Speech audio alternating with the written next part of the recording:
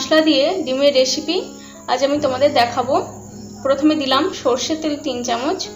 তো আমি ভিন্ন স্বাদে ডিম ভাজা রেসিপি আজ আমি তোমাদের সঙ্গে শেয়ার করছি। এতে আমি 9 রকমের মশলা ব্যবহার করছি। এই 9 রকমের মশলা ব্যবহার করার ফলে যেমনই এটা খেতে সুস্বাদু হয়, তেমনি বানানো খুবই সহজ। তোমরা দেখছো আমার ফ্রাইং প্যানের তেলটা গরম হয়ে গেছে। এবার আমি দিয়ে দেবো আগে থেকে ভেঙে রাখা দুটো ডিম। গরম তেলের মধ্যে দুটো ডিম আমি দিয়ে দিলাম। ডিমটাকে আমি কিছুক্ষণ সেট হতে দেবো। দিয়ে দেবো ব্ল্যাক সল্ট, বিট লবণ। এই বিট লবণটা আমি চারিদিকে এইভাবে ছড়িয়ে দেবো।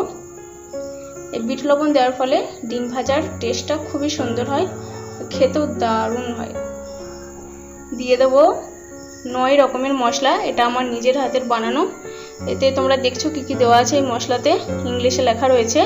যদি তোমরা বাংলায় জানতে চাও তাহলে ভিডিও নিচে ডেসক্রিপশনটা তোমরা চেক করে নিও। দিয়ে দেবো আগে থেকে কুচিয়ে রাখা কাঁচা লঙ্কা। এটা আমি চারিদিক থেকে এইভাবে ছড়িয়ে দেবো। দিকে ছড়িয়ে দিলাম এইভাবে আমি ডিমটাকে উল্টে পাল্টে আমি ভেজে নেব। ডিমটাকে উল্টে দিলাম।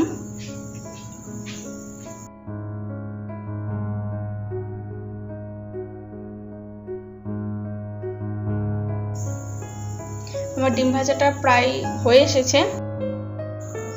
আবার আমি দিয়ে দেবো সেই 9 রকমের মশলা। এটা চারিদিক থেকে এভাবে ছড়িয়ে দেবো।